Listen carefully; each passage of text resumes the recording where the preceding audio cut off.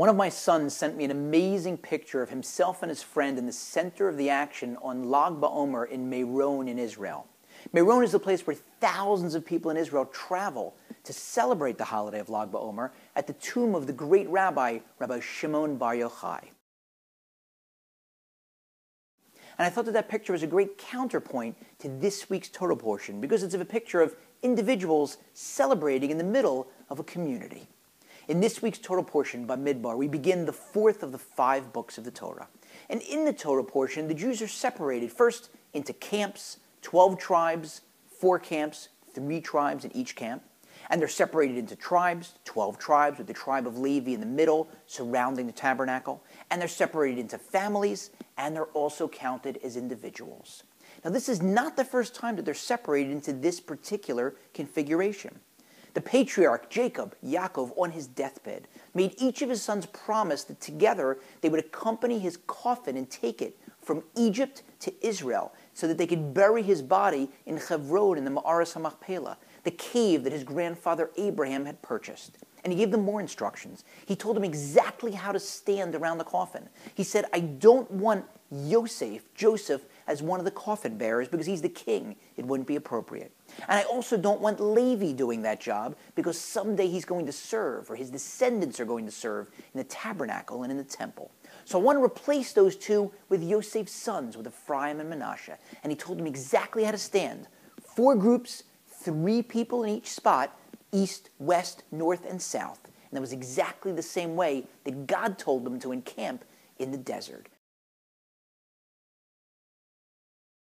So you can imagine how happy that must have made the Jews to exercise that muscle memory, to bring to life that prophecy, that prediction of their forefather, the patriarch Yaakov, who told them, who reassured them, someday don't worry, you'll become slaves, but you'll get out and you'll travel in the same grouping of camps.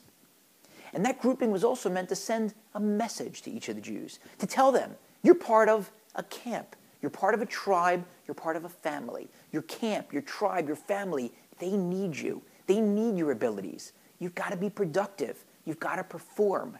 You've got to make sure to handle your responsibilities. But it was also meant to send a message that as an individual, you're important. Because each of them was not only counted individually, but each of them during the count got to meet Moses and Aaron, Moshe and Aaron. If Moshe is going to be your rabbi, you ought to get to meet him. If Aaron's going to be your high priest, you ought to get to meet him. And imagine how great it must have made each of them to feel, to get a handshake and a smile, to be able to introduce themselves to their leaders, Moshe and Aaron. The rabbis tell us a very poignant story about the intersection of the individual and the community. And this one concerns the end of Moshe's life. When he was told by God that he would not be able to enter the promised land, Moshe begged and he pleaded every possible argument that he could come up with, until finally he said to God, I have a proposal. Take the leadership away from me. Bestow it on Yehoshua, on Joshua. Make him the leader. I'll sit in the back of the room quietly, like a regular Joe, or maybe like a regular Mo. And I'll just observe the commandments, enjoying and breathing in the air of the land of milk and honey. And God said to him, no, I can't do that because you can't do that. Because you'd still be Moshe with all of your fantastic abilities and talents. And it wouldn't be fair for you to hold on to them. You would have to share them with the people. You'd have to serve the people. You'd have to lead the people. And that's our same issue, the same balancing that we have to weigh every day. On the one hand, we want you as an individual. We love your personality. Not every person has to march to the beat of the same drummer. But on the other hand, if you work too hard, too selfishly on yourself, and you shirk your responsibilities, that's a problem. Because your camp needs you, your tribe needs you, your family needs you, your friends need you, your neighbors need you.